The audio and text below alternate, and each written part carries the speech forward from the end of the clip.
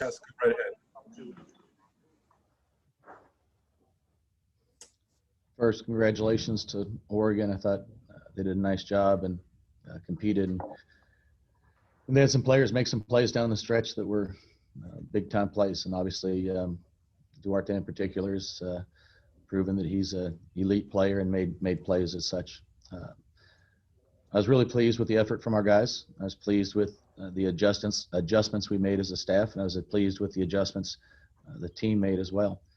This has been a year where we're trying to put pieces of the puzzle. I think we have a lot of really good pieces to a puzzle.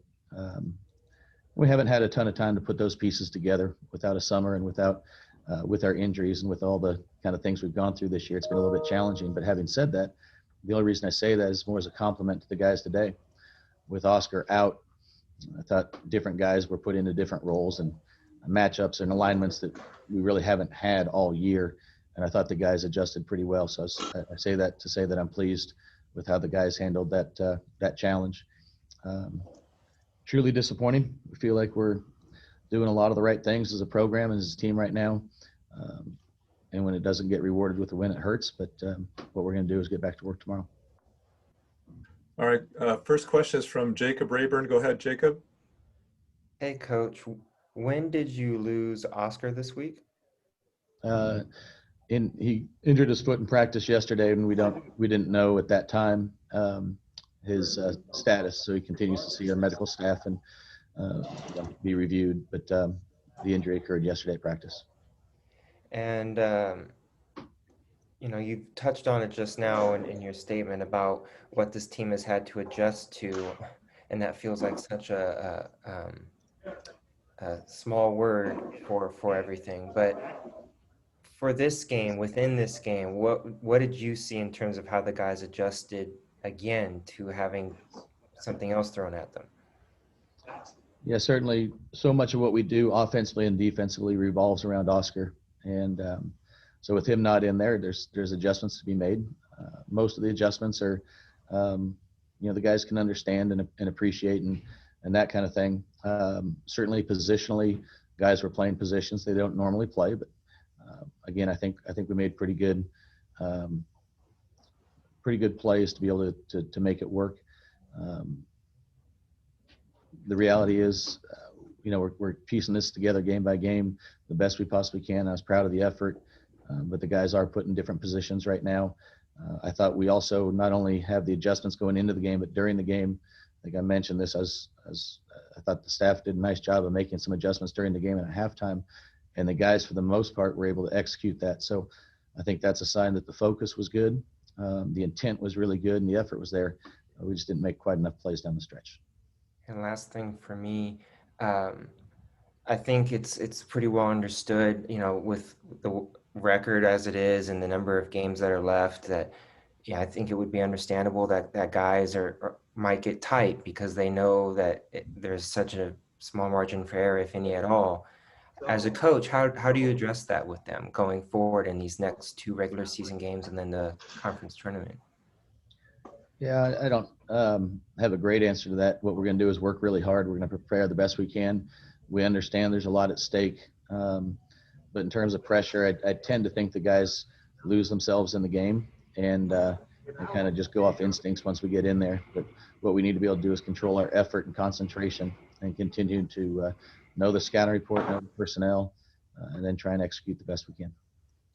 Thank you, Coach. All right, next question is from Steve Kroner. Go ahead, Steve. Hey, Jerod, I remember asking you last year around this time, and you were talking about you didn't want to downplay the implications of NCAA tournament. This year, with everything being so obviously upside down for everybody, have you made that a point of emphasis to your team, or because there's so much other stuff going on, has it not been maybe as front and center as it might have been last season?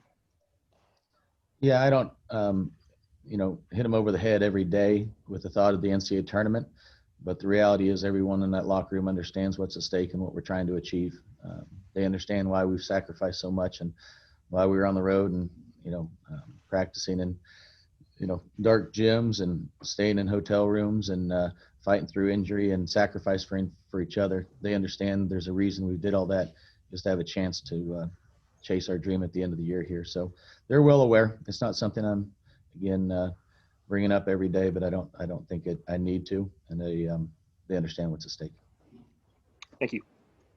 All right, next question is from Peter Goffin. Go ahead, Peter. You've had a couple games coming up here where it's kind of a shot or two at the end that could easily change the outcome.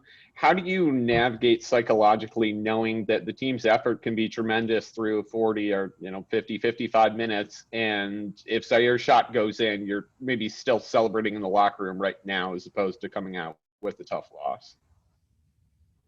Yeah, you manage the best you can. I think the guys believe in what's going on. The reality is, look, a free throw here, the made shot at the end, everything changes. The whole mindset of our program is different right now, but I do think we're still very, very hungry. I think we're excited to play. I think we understand that there's still a possibility of knocking down that door and getting to the other side. But we have a locker room right now, the guys that hurt, and